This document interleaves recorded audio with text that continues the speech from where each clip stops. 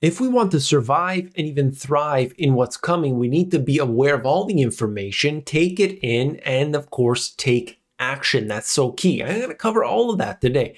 The first thing I want to look at is the cost of living increases that are coming for you in the UK, but of course that extend not just to Europe, but the rest of the world. The second thing, easy money days are behind us. They're gone. What does that mean for you? I'll get into that. I'm going to show you what the central banks are doing all around the world, and this has already begun. The third thing is the economy moving in a downward direction. I've got some indicators that show us we are pointed down. What can you do? What are the abilities that you have today? We're going to look at all of that and more. Let's begin.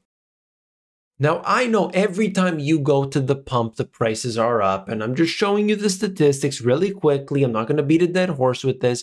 Gas prices reach record highs in Orange and Los Angeles counties. Many places, not just around the US, but all around the world, people are paying more and more and more. And you could say it's for this reason or that reason. All that matters is that you as an individual, if you got to pay more at the pump, you've got less money for this and that.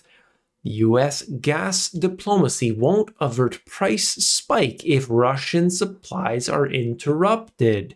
This comes from John Kemp, who's always providing some really good details around this, the energy markets. And, I find it to be interesting just to see what happens geopolitically. That is always a factor when we look at gas and oil, but you can break it down a little bit further. US policymakers are reportedly hunting around the world for alternative sources of gas in the event of a conflict between Russia and NATO over Ukraine. What would happen here? Because of course, imagine a lot of that is coming from Europe. You think about where they're getting their gas. A lot of that is coming from Russia and what would happen. Now, of course, this is a whole episode in itself to talk about the geopolitical tensions, but a lot of it is just being drummed up. We will see what happens.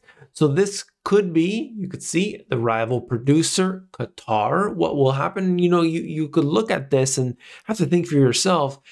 There's always an advantage to having more than one partner, more than one supplier. You want that. Look at what happened with the supply chain snarls and everything that was going on from 2020. Suddenly, we can't get stuff out of China. Then they had to say, Vietnam, can you help us? This country, can you help us? We need to do business a little bit more intelligently, and we just learned the hard way. My friends in the UK, I hate to read this stuff, but here we are. The Bank of England says the UK households must brace themselves for the biggest annual fall in their standard of living since comparable records began 3 decades ago. Wow. I mean, you've got to understand, you've got growth shrinking. At the same time, you've got inflation picking up. I keep on hearing there's deflation. I keep hearing that story. That might be something that actually occurs. At this time, there's no deflation. Okay, you can look at the money velocity. I get it, trust me. But where is it? Where is that showing up in the real world? Where? Please tell me. Please let me know in the comments below. The Bank of England now reckons inflation will peak at 7.25% this spring, but it might also be worth bearing in mind their previous forecasts, which you can see in the chart. They're never right. It's not just the Bank of England, it's the Federal Reserve, it's the Treasury departments for all of these countries. Just look at it all. When you see time and time again, incorrect, or maybe not so incorrect. Maybe it was just to keep the masses subdued. This is just showing you what's expected. What does the worst year for living standards in at least 3 decades look like in chart form? Here it is, coming from the Bank of England.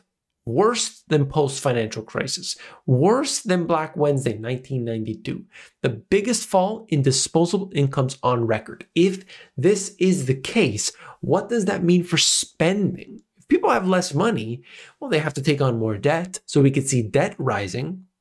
But what does that do for the individual stores and businesses?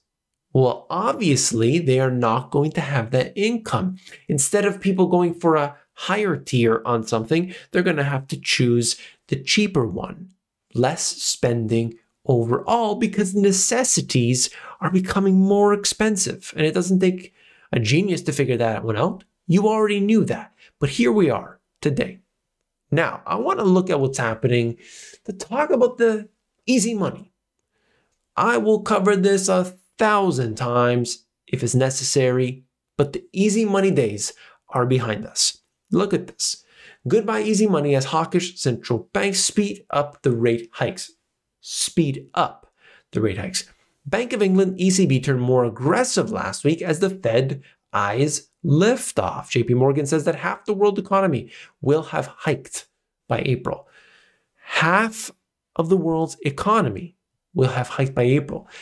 This is not a story of, are they going to increase interest rates? My friends, they are already doing this. Around the world, we have seen this.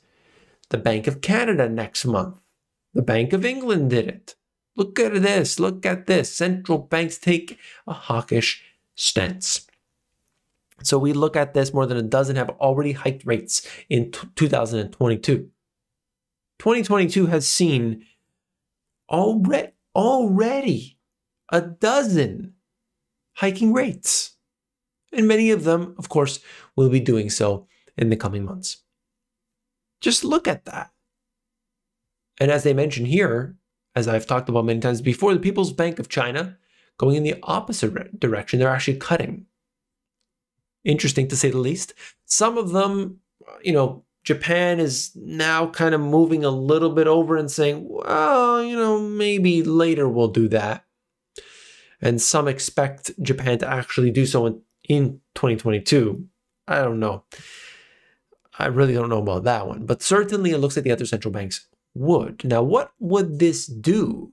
Well, as I've talked about before, the underwear index is an interesting statistic, but I like to call it the underpants index just because it sounds funnier. This is something that is going to really skew the underpants index, because once this happens, there's going to be a need for a lot of underpants because they're going to be soiled. Hate to say it, hate to break it to people, but that's the way it goes. Now, what am I talking about here? I know it's ridiculous. Yes. Think for a second. Think for 1 second here. We are in a time in which there is this incredible rise from March 2009 up until present day. There was one dip in between this period, and that it happened in early 2020. One dip the entire time. It's just a straight line up.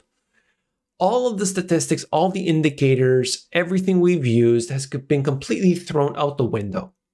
And why? Because the Federal Reserve is there. In the event that the Federal Reserve, sees an issue, they're going to pump money in. What has changed here, and what people refuse to acknowledge, has been that the Federal Reserve has made it very clear that they are going to increase rates to stop inflation, just as they've said in many decades ago. And you might say to yourself, no, because what's going to happen here is that things are going to get worse in the stock market, and the Federal Reserve is going to pump money in. Think about this. All of the rhetoric, everything that's happening around the globe, central banks have started to do this. We have watched inflation climbing.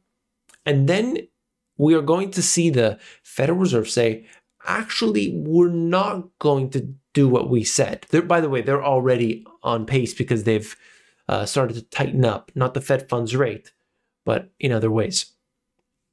So they're going to back off. What does that do to their forward guidance? Because a lot of what the Fed does is they use forward guidance, which is basically, let me tell the markets what's going on before it happens. That would completely destroy their credibility. I don't think people understand that. Some people. We are in a time in which every action and word and everything that the Federal Reserve does, the markets are completely locked into that. If they flip, it's going to ruin that all, unless that's what they want. Well, we never know. At least what we get at face value. Now, they can increase rates just one time in March. They could do it one time.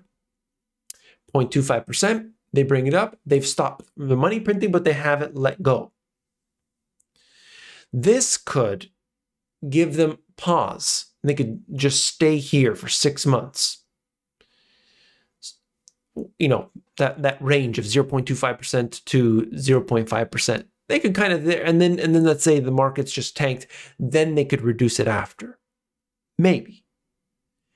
But they have to go through with it, or it's going to ruin their garbage credibility. That's my message, okay? I really wanted to spend a moment on that really quickly here. Facebook's faceplant on Wall Street could be just the beginning for some tech stocks. We have seen what happened in the markets. You can look at what's going on here. There has been a bounce up ever since approximately, 24th of January.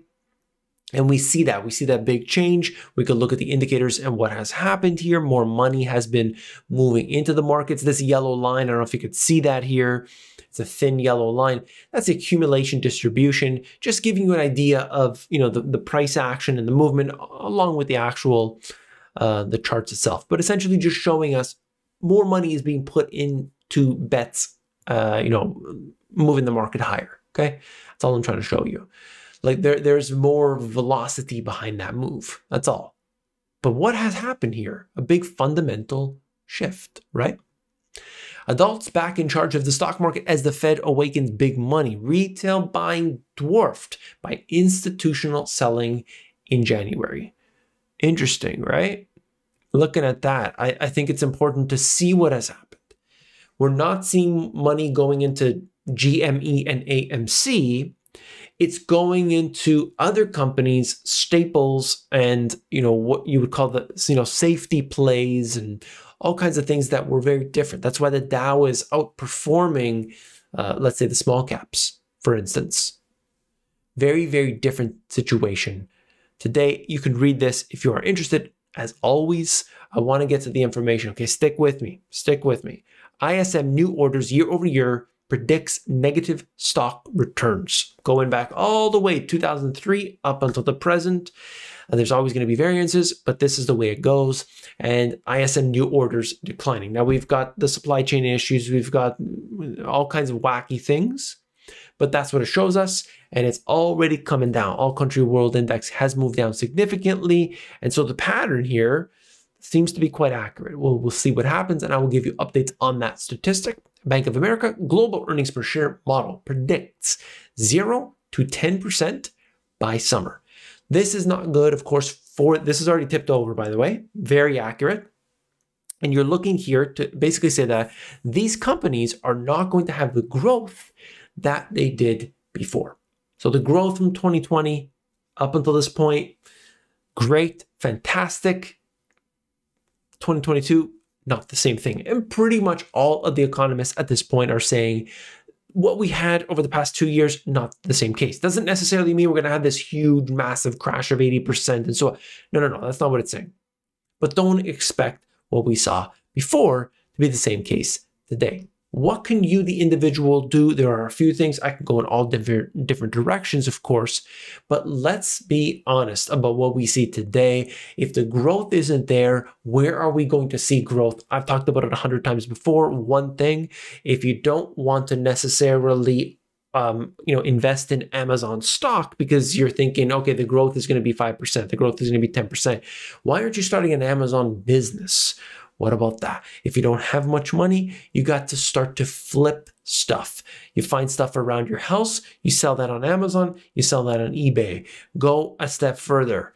Find stuff at the clearance at Walmart. Resell that stuff. Start to accumulate some capital. When we look at our portfolios, we should have 2 portfolios. We should always have one that's more of a long term and then another that's more of a short term.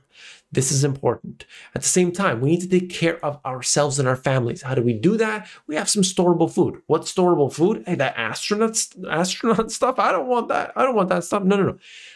What about beans? What about rice? What about pasta? What about having these things that just stores for a long period of time? Cans of stuff.